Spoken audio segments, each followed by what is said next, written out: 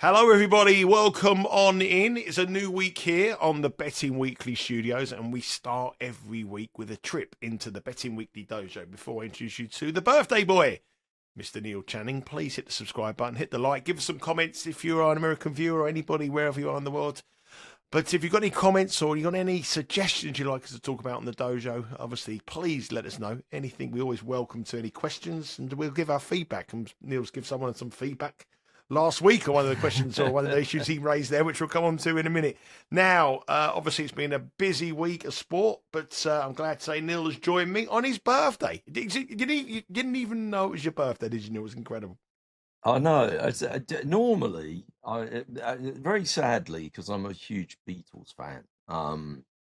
John Lennon died, and it was just after midnight in the UK when he died. So it was kind of on my birthday, really. Although technically he died on the 8th of December. But people always tweet about that, and then it reminds me that it's my birthday, in case I'd forgotten. But this year, for some reason, I thought, why is everyone going on about John Lennon? It's a day early. For some reason, I thought it was tomorrow, my birthday. But I did, yes, it's very good. Anyway, it doesn't really change much. I'm having a day off today, and I was going to have a day off anyway, so it's nice. Apart from the dojo. Just to let you know that, yeah, just to let you know, obviously Neil is in the bad internet zone. So if we do talk over each other, it's nothing to be rude. It's the fact that Neil has a bit of a lag on his coverage there. So that's something I need to point out at the beginning. And Neil, it's not only your birthday.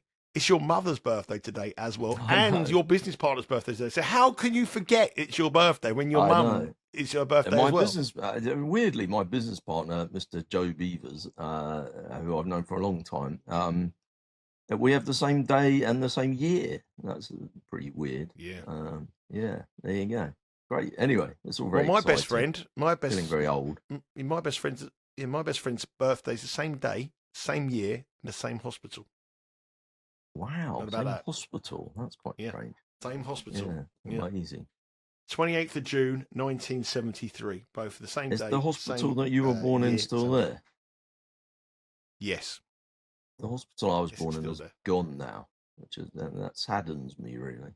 But anyway, we should kick on and talk about. There's lots to talk about. So we had a big week, didn't we? I had a really good day on the NFL on Sunday. Although actually, it's so funny. We were talking about that the way there were two that I felt a bit robbed about. I was on a running back to score a touchdown any time, Dondre Swift for Chicago, and I think he'd handled the ball on 3rd and 1, which had got them to 1st and goal. And then they gave him the ball on 1st down and 2nd down. And it was 3rd and 1 again. So they're on the 1 yard line. He's the running back. When they had 1 yard to go and they were on the, whatever it was, the 11 yard line, they'd handed it to him. And they handed it to him the previous 2 as well. And they decided to pass with 1 yard to go. So annoying. And they scored a touchdown, and then he hardly got the ball after that. I thought for sure they were going to give it to him to barrel it in. That was quite painful. And then I had another guy who I was on over the yards, and he's a running back as well. He scored a 24-yard TD, and it got called back by the Zebras, and that cost me. So inevitably, even though I had a really good week, all I can think about is those 2 really annoying ones that I should have won. I felt like I should have won. I don't know. The betting gods don't really know about justice, do they? That's not really a thing. It seems to have been a very public weekend. I mean, the public play seemed to win, lots of overs, lots of favourites winning. I'm looking through social media. I've seen some huge parlays going in all across the firms. Bet Rivers had a bad weekend on the NFL. A lot of losers. Is that seasonal? Is it like the soccer season where some teams can't make the playoffs and they down a little bit? Not interested so much. Or we got that. Is it like the end of season feel to the football season? Well, it has. I mean, obviously in NFL, you have the whole. It's a television sport basically, and the TV companies and the league want everybody to. They don't want games where someone can't win. They want upsets. They want they want every team to have a chance of beating every other team. any given Sunday, they say. Any given Sunday, somebody can beat somebody else. They definitely don't want big odds on favourites. But this year, there are a couple of teams that are just rubbish. And, the Raiders are probably one. I mean, they just seem to get trashed every week. And I suppose some of those teams are just getting battered. But having said that, at the top end, there's no massively dominant teams. Like the AFC teams just all seem to be much of a muchness, quite poor. I suppose the Rams are really emerging from the NFC, and possibly, I guess Seattle are pretty strong as well. And they both won comfortably this week. But there's definitely some teams that just seem to get battered every week, and the public, and to an extent, sometimes the public and the pros are both on the favourites. And there's no fun for the bookies when it's like that. But yeah, it was a good week, and I had been struggling to get down a little bit, and there was one week about 3 weeks ago where I had a bad week, but I actually couldn't get all my bets on very efficiently, and it saved me a load of money.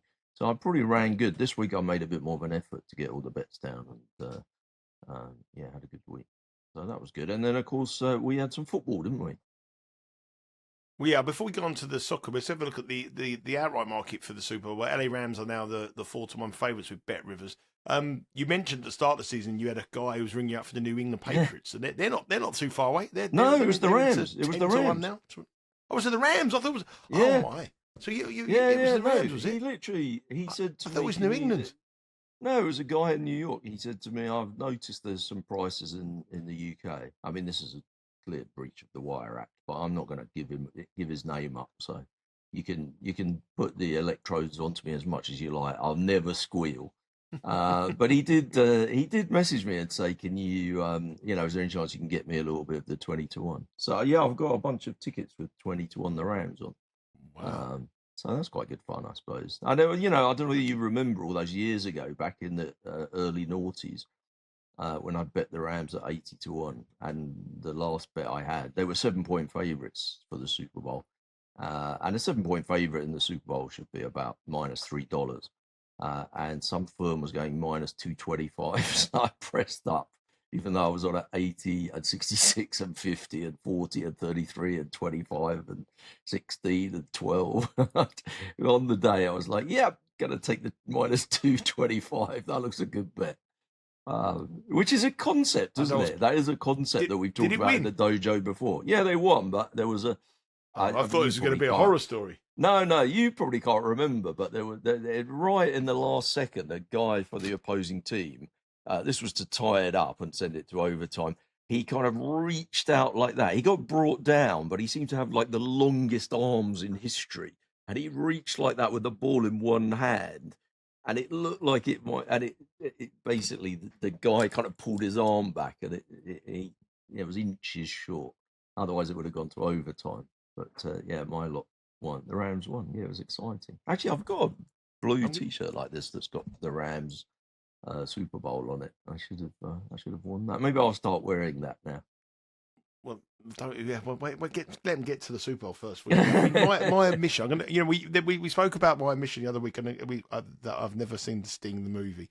My mission. I've never watched a Super Bowl in its entirety. Never. Yeah, I'm presuming that's because you go to Super Bowl parties every year, and the problem with Super Bowl parties in the UK is the game doesn't start until 11:30, and people find it quite hard to pace their drinking, don't they? If you turn up at your Super Bowl party at 8 p.m, you're absolutely gone by the time the game starts. And then, of course, the game with the halftime show, the game goes on to like 4 a.m. I've never been to a Super Bowl party. I've watched it at home, and I thought to myself, I'll get up and watch this. And I've had a bet on it, and I've never watched. I've never watched the half. I think I might have been to one, but I think I left at half time. I went to the one in the sports cafe. I'd have bet -1,000 that you'd been to a Super Bowl party. Easily. I think I've been to one, actually. I'll tell a lie. I went to one in the sports cafe, and it was one year, and we come outside, and there was huge snow outside. There was no snow in, and all of a sudden it snowed, and it was a nightmare getting back. But I was worried about getting back. But no, but I've never watched one in its entirety. Now, talking about admissions, I saw a tweet that you made yesterday that you've never seen Home Alone and you've never seen Die Hard. Now you're having a go at me for never seeing The Sting. So how old are you today, Neil? Almost like approaching 100. Yeah, I'm 100. You're 100 years of age, and you've never ever seen those films. But you watched I know, them it's the other incredible, day. isn't it? Yeah, I don't know why. I think Home Alone's one of those films where I've seen so many clips of it, I felt like I'd watched it, so I didn't need to bother. It's not actually directed by John Hughes, is it? John Hughes is like the executive producer or something. It's a very John Hughes movie. I finally just thought, yeah, let me get around to it. It was on the other day, I recorded it, and I thought, yeah, I'm going to watch that. I mean, I'm sure I never thought, oh, I'm not going to like it. It just, I'd never got around to it. So I put it on. I loved it. I thought it was brilliant. It was very funny. The bit where the burglar that's not Joe Pesci, I can't remember the other guy's name, where he stands on the nail through his foot, that has stayed with me. I watched it about 5 nights ago, and I can still, my foot still hurts from him putting his foot through that nail. That was, to me, that was too much. That was the most. But I like the cartoon violence. It's like a cartoon, isn't it? Really, I mean, it's kind of a bit, yeah, it's crazy. But actually, then the other one, which you're pretty amazed that I'd never watched this, because it's a 1988 film, so I was 21 when it came out. There's Die Hard, which, I mean, I don't know why I'd never watched that. I guess I'm not a huge action adventure person, but I just never really got round to it. And Alan Rickman is such a brilliant actor, and I love him. So I finally decided to get round to that, and they're both quite similar, actually. The violence is just stupid in both of them. You know, there's so many flaws in the plot. Like that bit where he goes on the hose pipe, and he kind of decides to sort of abseil down the side of the building and then smash through the window. All the other people that went down from the roof, they just went down the stairs. Why did he not just go down the stairs with them? I don't understand. I mean, also, like Kevin, why doesn't Kevin, when he goes out, when he knows the burglars are coming back at 9 o'clock, I know his phone's gone down, but he went out, didn't he? He went to church, he's having a bit of a chinwag with the neighbour. Why didn't he go and find a phone then and ring up the police and say, you know... It wouldn't be a movie if it was... It wouldn't reach the end. It's not real life now. I don't want to... Why would this happen? I mean, Daniel Stern is the name of the actor who played Daniel Stern. He's very funny, actually. I can't really remember much about it. I watched it in 1990 when I was 17. That's like... I think they're both brilliant films. I really enjoyed both of them. I've joined Letterboxd recently. I don't know whether you know about it. Letterboxd will be no good to you. I'm spending hours on it. Letterboxd is a new social media for movie fans. So you can be friends with somebody who likes the same films as you, and you click which films you like, and you could rate them, and you can write reviews. I'm spending hours on Letterboxd. Anyways, we should get on and talk now about with a 7-year-old who likes Home Alone. There's not many 7-year-olds that are watching Die Hard. Rugrats the movie they've recommended to you. Despicable Me 3, you'll be watching that. You start talking about films until you've watched The Sting. I'm not hearing another word. Home Alone. I mean, you can't be being recommended Home Alone by someone. But anyway, Neil's doing reviews on these latest films he's watching. He watched Jaws the other day. He watched a bit of. I've watched Jaws over 100 times. I would say, by the way, just as a quick last thing on this subject. Die Hard is definitely a Christmas film, and that was my final question. Definitely a Christmas film from us here on the Dojo. 100%. Anyway, betting. Let's move on to the betting magic. Yes. Big week, obviously, for World of Soccer. Can I come on to the big week? What was for us? Well, we're going to come on to that in a minute. Hold on. Heart swatch will be coming a little bit later on. But the World Cup draw was made on Friday. We had a live show in an Airbnb where the internet connection wasn't great. My sound was awful, and it went on for 2 hours and 25 minutes, and we needed to be at the Christmas party, and we overran by about 40 minutes. Did I enjoy it? No, I didn't enjoy it, actually, to be honest with you. But did the you draw sing is along out, to and Nessandora? We didn't. We had the sound down. I had the sound down, and when we went live, that bit was over. We went live as soon as the draw started. So we went live when Donald Trump came out, Cardi came out, and the president of Mexico came out and done the draw. That's when we went live. We were doing our usual show then. So I missed that kind of bit. But the draw is out, and the countdown to the World Cup is on us now. So we're about 6 months away from the start of the tournament, which starts around about the 11th of June. Yeah, 6 months more or less to the day. How big is this going to be, Neil? I mean, from terms of a betting perspective, and we always go into World Cups, go, this is going to be the biggest World Cup for turnover. Now it's in America. America now, the home of sports betting. You know, our sports betting industry is finished. European sports betting industry is on the decline. The American market is absolutely booming. The numbers that people are gambling are staggering. People can't get their head around some of the figures that the bets that are being taken across in America. The American market's never been so good. The bettors have never bet it. This is going to be absolutely incredible, isn't it? I mean, historically in Europe, the World Cup is the biggest, from the books point of view, the World Cup is the biggest client acquisition tool that they ever have. Like every 4 years, they start planning 6 months in advance for how they're going to have a USP, a unique selling point, some kind of marketing and promotion thing to get the sign-ups for the World Cup. And that used to be a huge thing. I think the way the UK market's going now, that's not an area where they're going to spend money. I don't think there's going to be anything like there used to be. But in America, I think it's just going to be incredible. Obviously, the US team are in the World Cup, and of course, and they've got a good draw, and they're going to surprise. They're going to do okay this year. Yeah, and of course, obviously the tournament being in America and not just being in the US. The fact that it's in Canada and in Mexico. Mexico's a massive, footballing country, and just a huge population to get more into football. I mean, soccer's been big in America. It's not like they've only just discovered it. I mean, I remember the World Cup in LA, and it was pretty big over there. But and also, I've made many trips to Vegas in my life, and particularly I think the Wynn Casino were always quite like big compared with some of the other strip casinos in terms of offering soccer prices.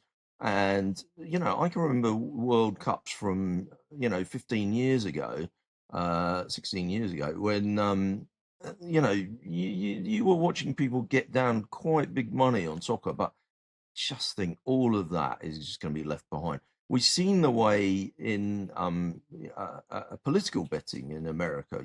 The last 3 elections in America have been huge betting events in the rest of the world, and the Americans have had to sort of stay on the sidelines of that. Now we've got obviously legalization in many states, and also obviously this new phenomenon of prediction markets. These companies coming in. I just think the World Cup is gonna be, well, I mean, I think it'd be the biggest betting event, in history, actually.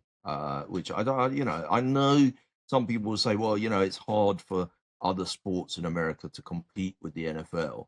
And of course, the NFL is growing its numbers at the moment, amazingly.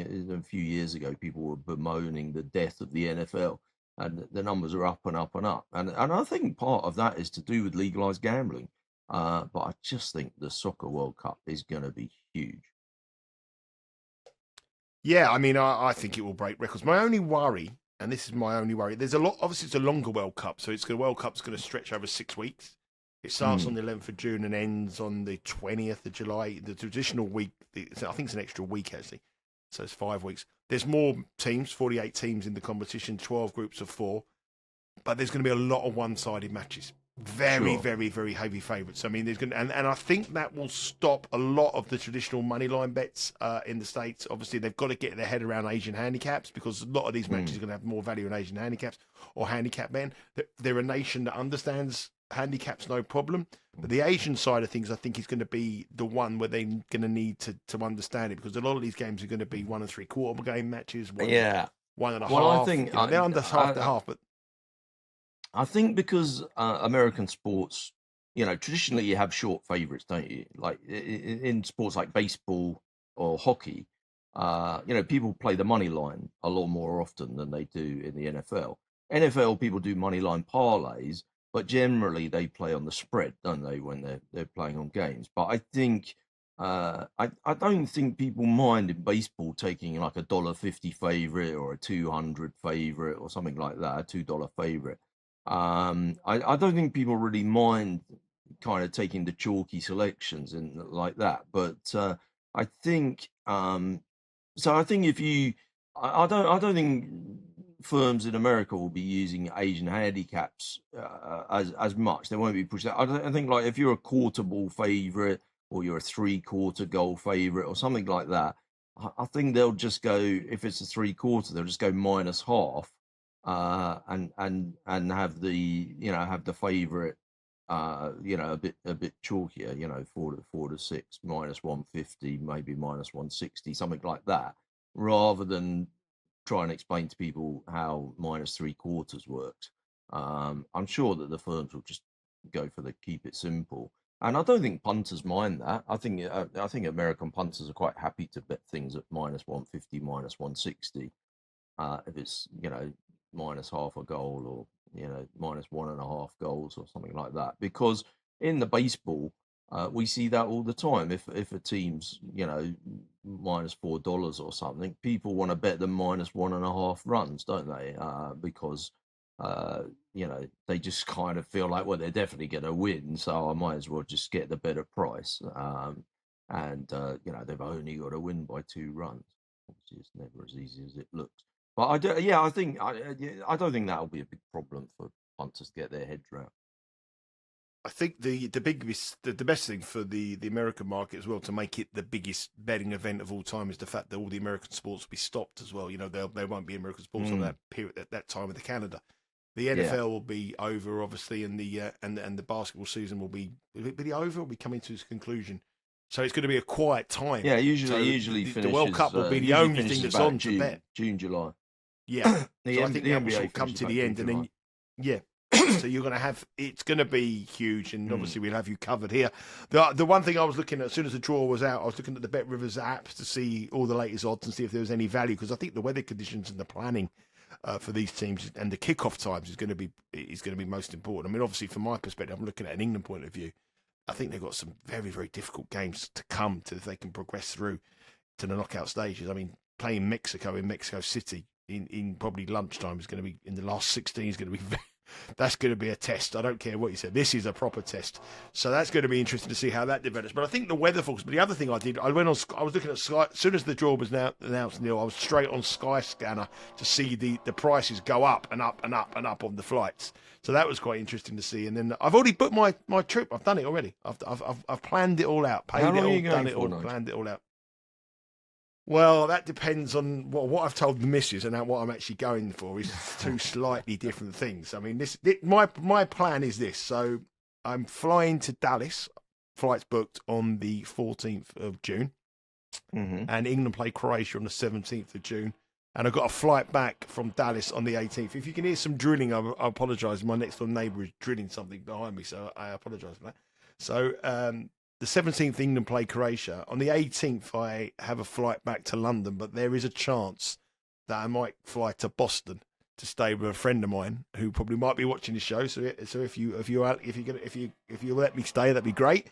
Because England play Ghana on the 23rd. So I might go brilliant. there. And Boston, have you been to Boston before? Never been to Boston. It's a great city. That's a very nice place to go. Yeah, I would. So fly back to London on the 24th. Fly back to London for the 24th. Come back for Wimbledon.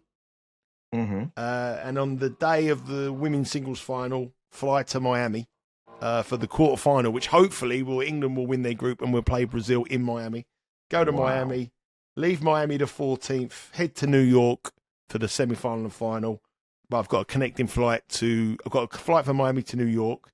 And if England are still in the tournament, I'll stay in New York. And if England aren't in the tournament, I've got a connecting flight back home and I'll be home. Amazing. Then, so have you booked a lot of these flights already? I've booked everything. And the accommodation. I booked a lot. How much do you reckon? People talk about having costs. A word with the missus first would have been the thing to do. But anyway, no, she knows I'm going to. She knows I've got to be quiet because she's outside. She knows I'm going to Dallas for 4 days. Right? It's the bit in the middle, the flight from Dallas to Boston, which could come as a bit of a shock. So she knows I'm going to Dallas for 4 days. She thinks I'm going to get back the 18th. Then she thinks I'm going back out on the 14th of July. But I'm trying to get a Boston day in. Because it's cheap to get a flight from Dallas to Boston. You'll love Boston. Sorry? Everybody knows your name there, so it'll be good. One for the kids there. Yeah. Cheers, Neil.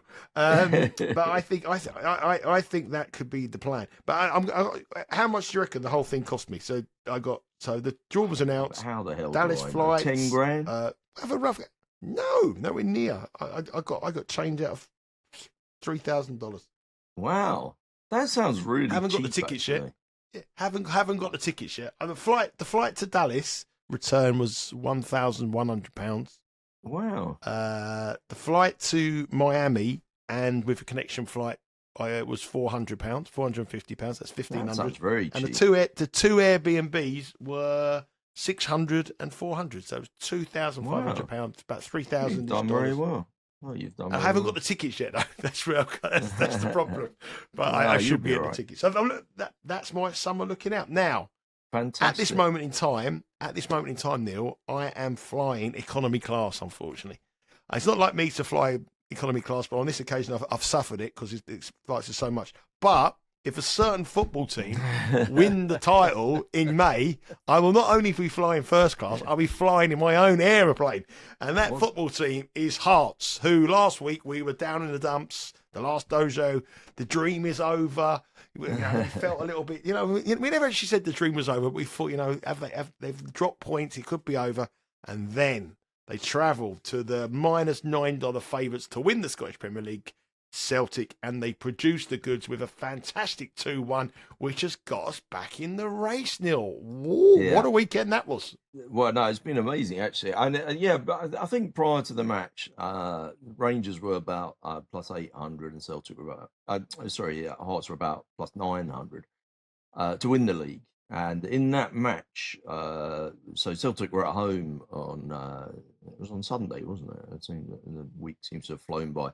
It was on Sunday. So in that match, Hearts were plus 600 basically, weren't they? So it was looking a bit dodgy. We actually had a comment because, and I don't want to kind of be hard on this guy because I like it when people leave comments under the videos because we like to be challenged on the things that we say, and we think that it's good if people have suggestions for future shows and whatever. But I did think that this guy had really missed the point of the dojo. So this fella, I won't name him because, anyone can go and read it. He said, you can see they've given up on Hearts and probably feel a bit silly how gung-ho they were a few weeks ago before the season was even a third over. Thank God I was getting bored of the relentless Hearts hype. A team who has won nothing in decades. And I replied, and I do stand by this, and I have to say it, I feel like the guy missed the point. Because when we suggested betting Hearts, we started at 25 to 1, 20 to 1. We said it again at 16 to 1, again at 12 to 1, 8 to 1, 13 to 2, 11 to 2, 3 to 1, and 8 to 5, using European style odds there. At all of those times, the market said they weren't going to win. The market said they were 96% not to win when we said, you can back them at 25 to 1. The market said when they were 20, the market said they were 95% not to win, 94%, 92%, 89, 87, 85, 75, and 60% to lose, even when we said that, you should bet them at 6 to 4 plus 150. So at no stage did the market say they were more likely to win than they were to lose. And prior to Sunday, the market said that they were more likely to lose than to win. And even now, after that great result, the market definitely thinks, the market has them at plus 450 now. And so they're way more likely to lose than they are to win. That was not the point. When we introduce a concept like value betting, the idea that the way to profit from betting in the long run is to bet things at prices bigger than they should be. The way to win long term is not to just bet things that always win and never bet anything that ever loses. If you start thinking like that, you would only ever bet things at minus 1,000 or something like that. If you're trying to bet certainties, we weren't trying to bet a certainty. We were trying to bet something that we thought the price was bigger than it ought to be. And there were multiple reasons why we thought the price might be bigger than it ought to be. And the first one was that there was an intangible. We had no idea what the effect would be of Tony Bloom, the world's biggest gambler, or one of the world's biggest gamblers and most successful gamblers, investing money in the team. We'd seen the effects that his money going in had on the team in Belgium, his team in the UK, Brighton, and his team in Australia, Melbourne. And we felt that this was something that the market had maybe underestimated and was hard to measure. So we're talking about a general point that can help you in your betting in the future. Did the market ignore something, and how does the market react to things that are hard to measure? That was the point we were trying to make, and Hearts just seemed a good example of that. Also, we talked, if you remember, we talked about rebasing after they'd won a couple of games early on. Do we need to reassess the pre-season opinions that the market had? Is it that has the market correctly rebased, or has it gone too far, or hasn't it gone far enough? So that was the reason why, you might have thought we were banging on about it till it was boring, but basically we were very much talking about how hard it is to reassess something when something has clearly changed. The other thing we talked about when we talked about betting them again at 8-5 was psychological biases. The idea that people might struggle to reassess them as a new betting event when something's been 25-1.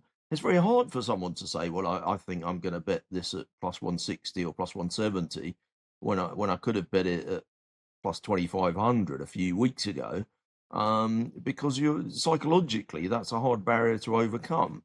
But if you're to be a successful punter, you need to look and think, is this a new betting event, and where is the value now? If you just saw all of the things we were talking about as just a binary thing, Hearts are going to win or Hearts don't win, I'm a bit sad because I feel like we haven't done a very good job of explaining the concepts. So I hope that explains it a bit more. Maybe people still think we're just boasting on about Hearts, but I'm really, it is great that we've bet them. I hope lots of you have followed. I'm sure you have, because I'm getting loads of messages, especially after this week's game. People, loads of people message me. But I think more important is to learn the lessons of the things we've been talking about and try and use it in your normal everyday betting to improve. I don't know. Do you think, am I being a bit harsh on this guy, Nigel? Have we been banging on about Hearts too much? Well, we made a segment of the show called Heart Watch or Heart Attack. So I would say we've spoken about it quite a lot. But also, I just hate after timing generally as a concept in sports betting or anything. Anyone who tells I told you so, when be careful. If you go on a bike, you're gonna. Your mum keeps saying, if you keep going on that bike all the time, something's going to happen. You ride it 100 times, and then one day happens. I told you, didn't I? But 100 times you rode the bike and the wheel never come off, or the brakes didn't fail. But on this one occasion, she was right. I hate that in life. I hate people to keep telling you, that this is wrong. I'd like more positive attitude.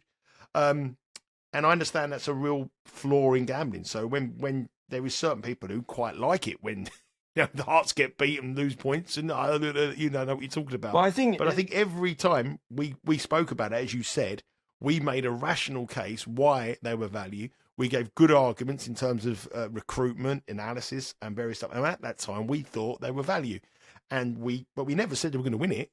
We hope they win it. We show. There's not one stage that we've on this podcast ever said they're going to win the title. We've said their value. He said that the price, it's a wrong price. We like to bet it. And from what we've done, everything we've done, barring one bet, because the current price is 4-1, was the right thing to do. You could argue going in again at 8-5 wasn't the right thing to do, but you could argue going in when you bet the Super Bowl team, the Rams, when they won it at minus 250, probably wasn't the right thing to do at that particular time, or it might have been. But that was that's what we've done. But the case for the bet and the reasoning and the logic was bang on. Well, I do think that you've made a good point there, and bringing it back to the Rams as well. That bet on the Rams, they were a 7-point favourite to win the Super Bowl.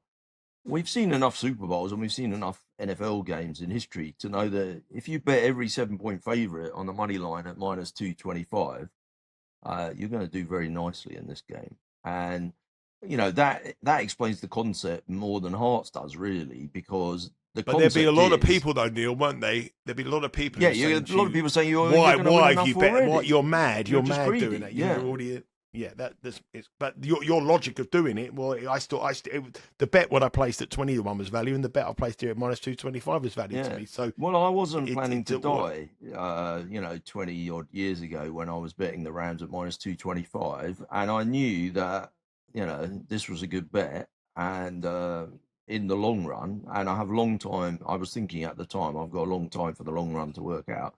But also, like I wasn't ready to retire. So if I see a good bet on the day, that's a good bet, and I should have that because that's what I do for a living. The fact that I'd already had a load of bets on exactly the same thing at much bigger prices would put a lot of people off. And that's, I think, also I think that comes back, the after timing thing is a bit annoying. I didn't mention that, but I'm the same as you. It's very annoying.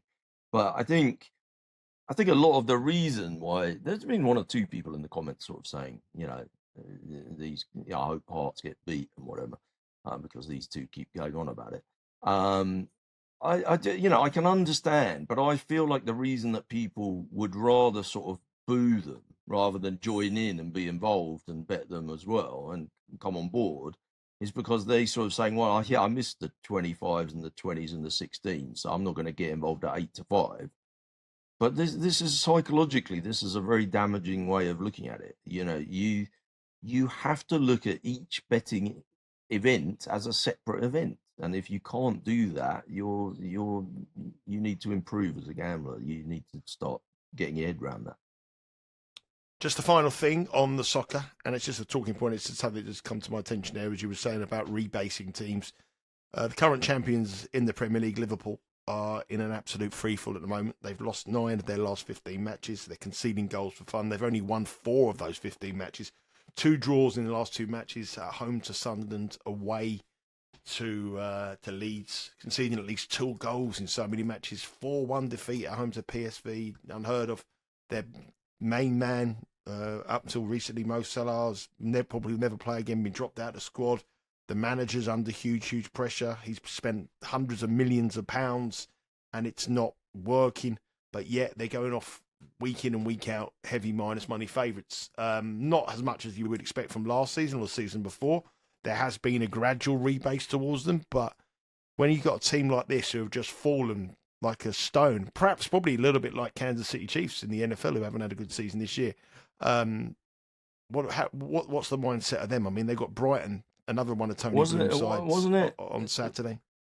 Wasn't it about this time last year that we were having the same conversation about Man City, and we decided that the best thing that you could do? Well, they did come good, but irrelevant of that, we thought that there was an area where you could exploit, and the exploitation came from the fact that the futures books on the other competitions, the bookies don't keep enough of an eye on them. So, what price of Liverpool for like the FA Cup or any of the? Well, believe it or not, Neil, the draw was made last night for the FA Cup, and I haven't looked at it before the FA Cup. But believe it or not, going into the draw yesterday, Liverpool were the favourites at 4-1 to win the FA Cup. Well, I mean, 4-1 is obviously that's 20% of the market, and obviously if we could take out 20% of the market, it helps a lot. But it's still not. It's not like that. I think when it was Man City last year, they were quite a bit shorter, weren't they? And we were feeling like with Bet Rivers now, Man City are plus 450, Liverpool are 5, Arsenal are 6, Chelsea are 8, Newcastle are 9, Man United are 16. That's the Villa 16.